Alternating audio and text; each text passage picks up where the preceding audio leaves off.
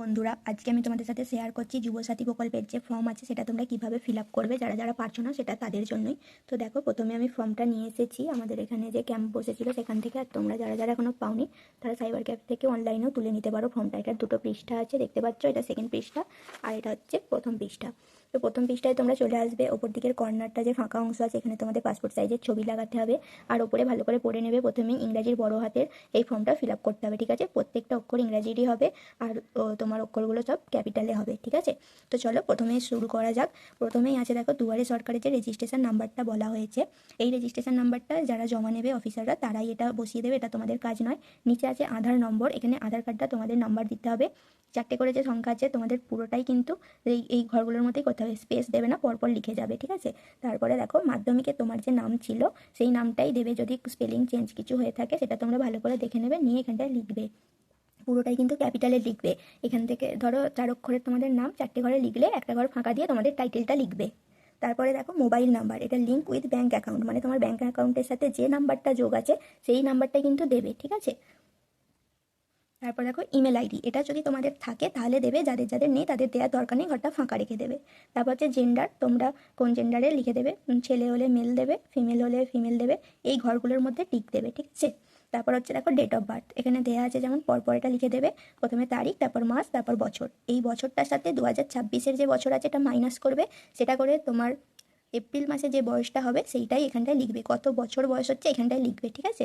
তারপর দেখো, father's name, এখানটা বাবার নাম তোমাদের লিখতে হবে, বাবার নামটাও সেম, এখানটায় বাবার নাম লিখে একটা ঘর ফাঁকা দিয়ে টাইটেল। মায়ের নামও সেম, মায়ের নাম লিখে একটা ঘর ফাঁকা দিয়ে টাইটেল। তারপর যাদের বিয়ে হয়ে গেছে তারা স্বামী বা স্ত্রীর নাম লিখবে, আর যাদের বিয়ে হয়নি তারা হচ্ছে এই জায়গাটা ফাঁকা রাখবে।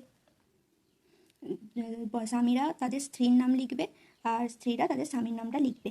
তারপর হচ্ছে দেখো, ক্যাটাগরি, এটা যারা এসসি এসটি বা ওবিসি আছে তাদের জন্য, আর যারা জেনারেল তারা এই ঘরটা ফাঁকা রেখে দেবে। যারা এসসি বা এসটি ওবিসি তারা সার্টিফিকেটের নম্বরটা খালি লিখে দেবে, ঠিক আছে। তারপরে দেখো, নিচে আছে বৈবাহিক অবস্থা, এখানে যারা অবিবাহিত তারা আনম্যারিড লিখবে, আর যারা বিবাহিত তারা ম্যারিডের এখানটায় টিক দেবে। তারপরে দেখো, নিচে চলে আসছে তোমার হচ্ছে অ্যাড্রেস। অ্যাড্রেসের জায়গাটায় দেখো, বাড়ির নাম্বার দিতে বলেছে, যাদের বাড়ির নাম্বার আছে তারা দেবে, যাদের নেই তারা ফাঁকা রেখে দেবে এটা। তারপর হচ্ছে ভিলেজ, টাউন, সিটি, গ্রাম, শহর বা নগরে তাদের গ্রামের নামটা লিখে দেবে, যারা শহরে থাকো শহরের নামটা লিখে দেবে। তারপর পোস্ট অফিস এখানটাতে দেবে। তারপর হচ্ছে গ্রাম পঞ্চায়েত, প্রত্যেকটাই কিন্তু ক্যাপিটালে হবে, ওপর থেকে নিচে পর্যন্ত পুরোটাই। এ দেখো, এখানে ওয়েস্ট বেঙ্গল যেমন দেখতে পাচ্ছ, এরকম ওয়েস্ট গ্যাপ দিয়ে বেঙ্গল লিখেছে, এইভাবে কিন্তু হবে। তারপরে দেখো, তোমার হচ্ছে ব্লক, ব্লক দিয়ে দেবে, তারপর থানা, তারপর হচ্ছে জেলা, পিনকোড, আর এটা হচ্ছে রাজ্যরা করেই দিয়েছে, এটা ফিল আপ, এটা করার দরকার নেই। তারপর এই পেজটা পুরোটা ফিল আপ হয়ে যাওয়ার পর চলে আসবে নেক্সট পেজ।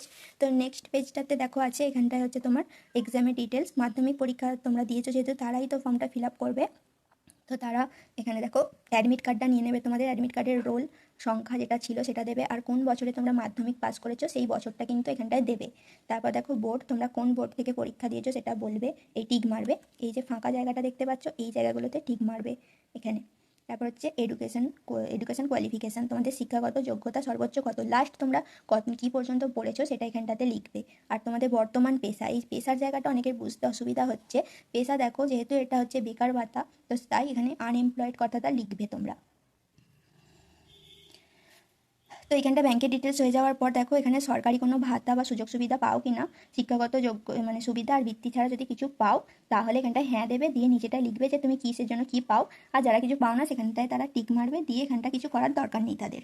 তারপর নিচে চলে আসবে, দেখো এখানটা হচ্ছে সংযুক্ত নথিপত্রের তালিকা।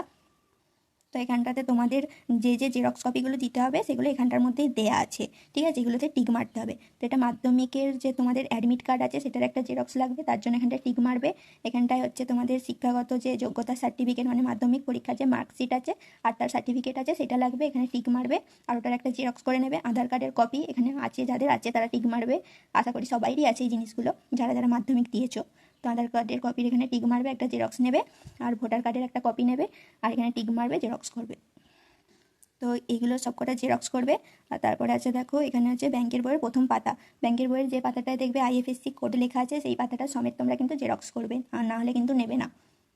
আর এই নিচেরটা যারা হচ্ছে এসসি এসটি ওবিসি আছো তাদের জন্য, যদি তাদের সার্টিফিকেট থাকে তাহলে তারা টিক মারবে, আর যদি না থাকে তাহলে এটা কিছু করার দরকার নেই। তো মোটামুটি 5টা ডিটেলস তোমাদের সার্টিফিকেট সরি 5টা তোমাদের জেরক্স কপি লাগবে। এই 5টা জেরক্স কপি নিয়ে নেবে, নিয়ে প্রত্যেকটার নিচে সিগনেচার করে নেবে, তোমাদের সিগনেচার করে নিয়ে এইখানে দেখো নিচে আছে ডেট, তোমরা যে ডেটেতে কাগজ এটা ফর্মটা জমা দেবে সেই ডেটটা এখানটাতে লিখবে, আর এখানটায় তোমাদের একটা সিগনেচার করবে। আর এই যে জায়গাটা দেখতে পাচ্ছ এখানটায় কিচ্ছু করবে না, এটা হচ্ছে যিনি জমা নেবেন তিনি এখানটা ফিল আপ করবেন, করে তোমাদেরকে এই অংশটা কেটে দিয়ে দেবে রিসিভ কপি। তো এটা করে নিলেই পুরো ফর্মটা কমপ্লিট হয়ে যাবে, 2টো পেজ। এই দেখো এখানে কিন্তু অবশ্যই ছবিটা তোমরা দেবে, ছবিটা দিয়ে সব কিছু জেরক্স অ্যাটাচ করে নিয়ে এখানটা স্টেবল করে নেবে, নিয়ে অফিসারের কাছে গিয়ে জমা দিয়ে দেবে। তো ফর্মটা ফিল আপ করতে আর যদি কারোর কোনো কিছু অসুবিধা হয়ে থাকে বা জিজ্ঞাসা করার থাকে তোমরা কমেন্ট করে আমাকে বলবে, আমি তোমাদেরকে সেই জায়গাটা বলে দেবো। তো আজকের ভিডিওটা এতটুকুনি ছিল, তোমরা যদি কিছু বুঝতে পেরে থাকো, একটু কিছু হেল্প হয়ে থাকে, তাহলে আমাকে কমেন্ট করে বলবে, একটা লাইক করবে আর সাবস্ক্রাইব করবে যদি ইউটিউব থেকে দেখো, আর যদি ফেসবুক থেকে দেখো তাহলে অবশ্যই ফলো করে দেবে চ্যানেলটা। চলো আজকের মতো টাটা, বাই।